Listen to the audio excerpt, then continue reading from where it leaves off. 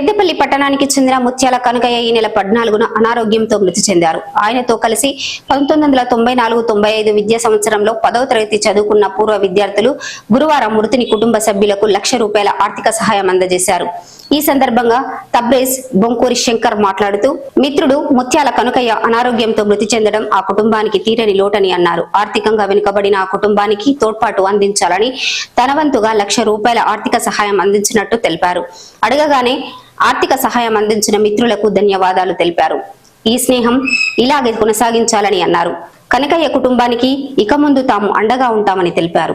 అనారోగ్య పాలవడం, వారు మా మధ్యలో లేకపోవడం చాలా బాధాకరం. మరి నిజంగా కూడా అతను లేని లోటును మేము తీర్చలేనప్పటికీ మరి ఆ కుటుంబం చాలా ఇబ్బందులలో ఉంది.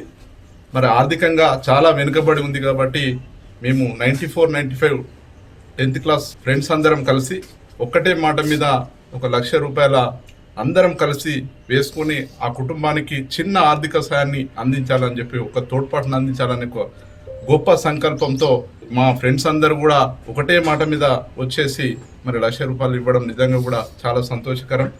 ఏది ఏమైనప్పటికీ ఆ కుటుంబానికి ఒక అండగా ఉండాలని, ఒక గొప్ప ఆత్మస్థైర్యం నింపాలని చెప్పేసి మరి ఫ్రెండ్స్ అందరం కూడా భావించడం జరిగింది.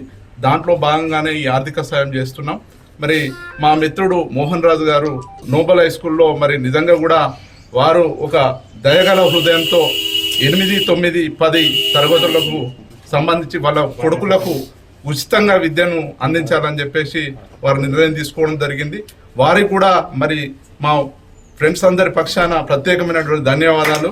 మరి ఇలాగే ఆ కుటుంబానికి ఏ ఇబ్బంది వచ్చినా అని కూడా చిన్న మరి ఆర్థిక సహాయాలు కానీ మరి మానసికంగా ఆ కుటుంబానికి అండగా ఉండవలసిన బాధ్యత మన అందరిపైన ఉందని చెప్పేసి మరి ఈ యొక్క కార్యక్రమంలో ప్రతి ఒక్కరు మరి ఆర్థిక సాయం చేసినటువంటి ప్రతి ఒక్కరికి పేరు పేరున ప్రత్యేకమైనటువంటి ధన్యవాదాలు తెలియజేస్తూ మరి ఆ కుటుంబానికి మా ఫ్రెండ్స్ అందరం కూడా ప్రగాఢమైనటువంటి సానుభూతిని ప్రకటిస్తూ వారు ఆ దేవుడు కూడా వాళ్ళకు ఆ కుటుంబ పెద్ద పోయినటువంటి ఆ బాధను తగ్గించుకుంటూ వాళ్ళ లోపల ఒక గొప్ప ఆత్మస్థైర్యాన్ని నింపి వాళ్ళ కుటుంబం ముందుకు పోవడానికి ధైర్యాన్ని ప్రసాదించాలని చెప్పేసి ఆ దేవుడిని మనసారా కోరుకుంటున్నాం. మా చిన్ననాటి మిత్రుడు, తమ్ముడు లాంటోడు కనకయ్య ఒక 14-15 రోజుల క్రితం అనారోగ్య కారణంతో చనిపోవడం జరిగింది.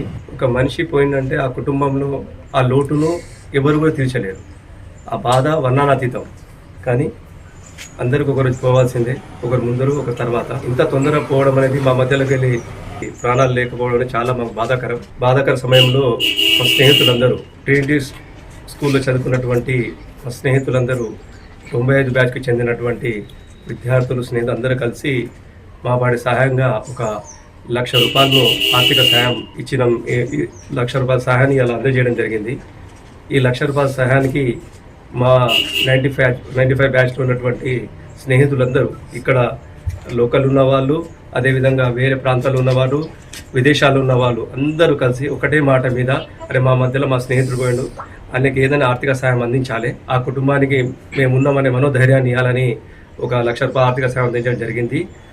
నేను ఈ పవిత్ర మాస రంజాన్లో అల్లాహ్ను ప్రార్థిస్తున్నా, కనకయ్య ఆత్మకు శాంతి చేకూర్చాలని, వాళ్ళ కుటుంబానికి మనోధైర్యాన్ని ఇవ్వాలని కోరుకుంటూ ఈ స్నేహబంధం ఇలానే కొనసాగాలని, ఈ ₹1,00,000 ఆర్థిక సాయం ఒక మాట మీద వచ్చినందుకు నేను స్నేహితులందరికీ నేను చేతులు నమస్కారం తెలియజేస్తాను.